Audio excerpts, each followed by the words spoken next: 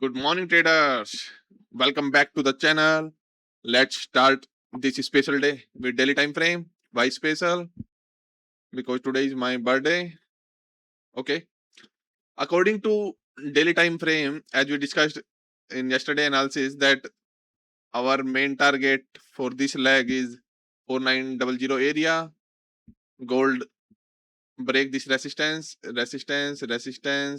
little bit resistance here, and gold break this area.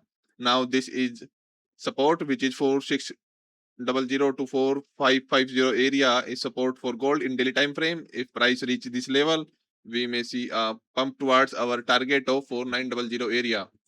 Let's move to 4 hour time frame. According to 4 hour time frame, this trend line was giving resistance to gold. Resistance. Price spend some time, then break.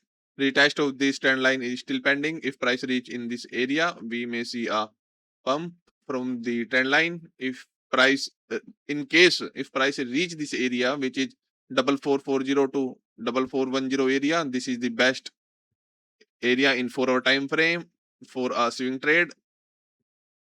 But this area is too far from the current price. Let's move to 15-minute time frame. There is nothing in 1 hour. According to 15-minute time frame, this is a resistance from where gold took multiple time resistance in this area. Now again, gold is taking resistance here. If price reach this area, which price took resistance in this area multiple time, then resistance, then break, then support. This is a good resistance come support area. If price reach this area, I'm expecting price may take a good pump because we have a trend line support also there.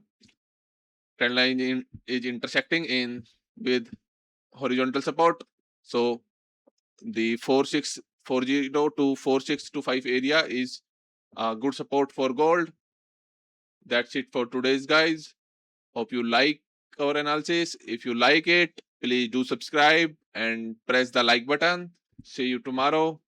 Till then, have a good day. Thanks for watching.